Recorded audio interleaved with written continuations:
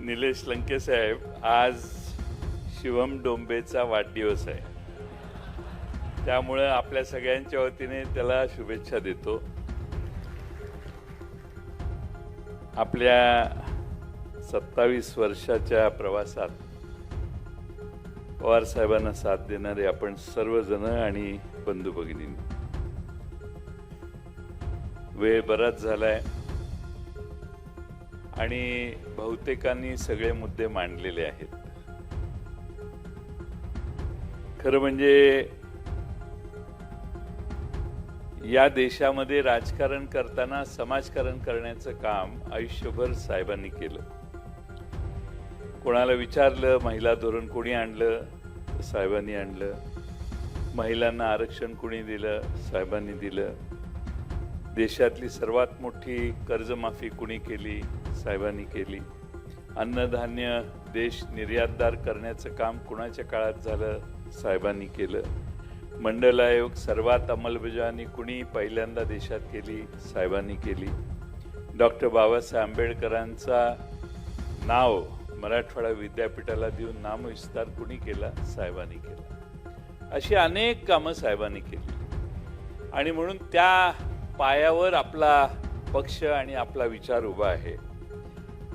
आपलं एक चुकलं की आपण कधी याचं ब्रँडिंग केलं नाही. पण आज मागच्या 10-12 वर्षामध्ये आपली बरीच अधोगती झाली. बरेच लोक मला म्हणतात एवढे गेले तेवढे गेले तेवढे गेले. मी सहज परवा कुणाला तरी सांगत होतो की हे सगळे आपल्याकडेच होते 2014च्या आधी. 2014च्या आधी हे सगळेच आपल्याकडे होते, तरी आपला पराभव झाला 2014 साली. आणि मग हे हळूहळू सगळे तिकडे गेले, काय प्रॉब्लेम नाही. आता जर उलटी लाट आली तर यांच्याशिवाय आपला विजय होऊ शकतो, फार चिंतेचं कारण नाही. कारण जनता हा विचार करत असते, मतदार हा विचार करत असतो. आणि म्हणून आपण सगळ्यांनी मगासपासून उत्स्फूर्तपणाने भाषणं केली. सगळ्यात महत्त्वाचा प्रश्न हा डॉक्टर अमोल कोल्हेंच्या मालिकेचा आहे. पण ती मालिका आपल्या पक्षाची नाही, आपला त्यांच्याशी काही संबंध नाही.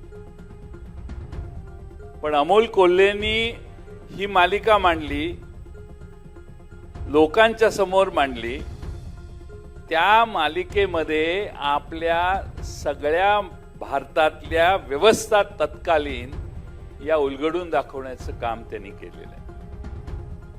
आणि महाराष्ट्रामध्येच नाही तर देशामध्ये बहुजन समाजावर जो अन्याय आहे तो कसा महात्मा ज्योतिबा फुलेंच्यामुळं कमी कमी होत गेला, क्रांती कशी समाजात तयार झाली, याचं उत्तम दाखले हे अमोल कोल्हे आपल्या मालिकेतून दिसतात.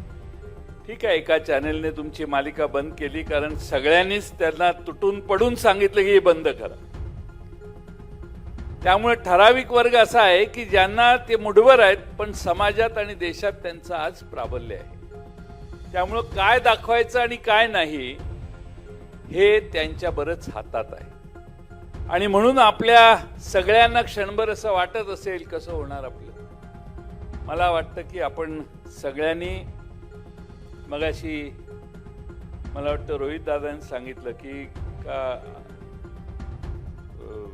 आमच्या आव्हाड साहेबांनी की तो मराठी माणूस कुठं गेलाय. अरे तो आपणच आहे.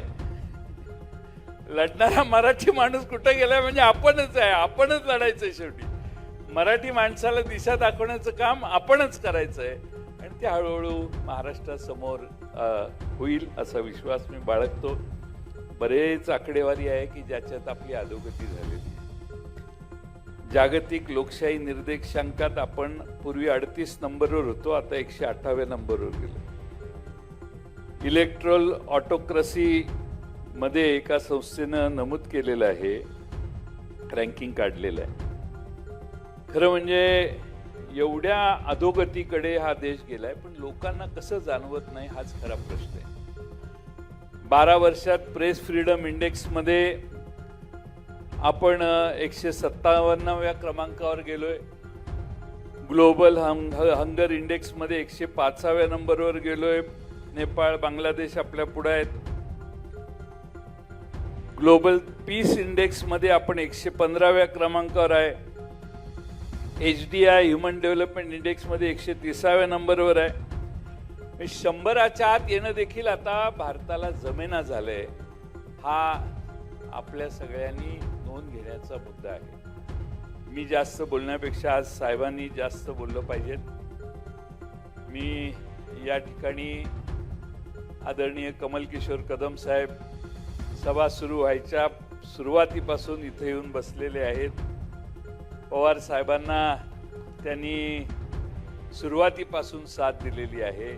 पवार साहेबांच्यावर प्रचंड निष्ठा आणि प्रेम असणारे ते नेते आहेत. असे अनेक मान्यवर आले ज्यांचा उल्लेख कदाचित झाला नसेल, पण त्या सर्व मान्यवरांना हा विश्वास देतो की आदरणीय पवार साहेबांच्या मागं आपण सगळे ताकदीने उभा राहू.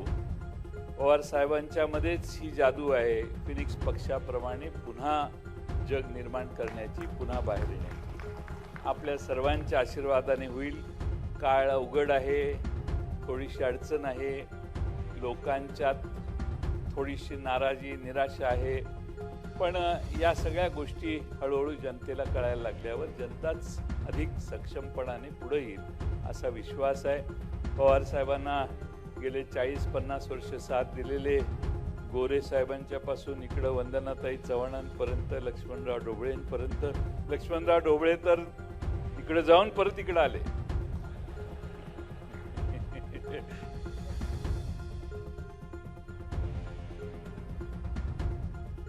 अनुभव हा फार महत्वाचा असतो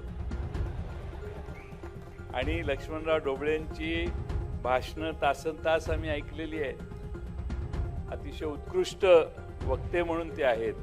त्यांनी आता आपण वृद्ध झालेलो आहे ही मानसिकता काढावी आणि बाहेर पडावं एवढीच विनंती या निमित्तानं करतो.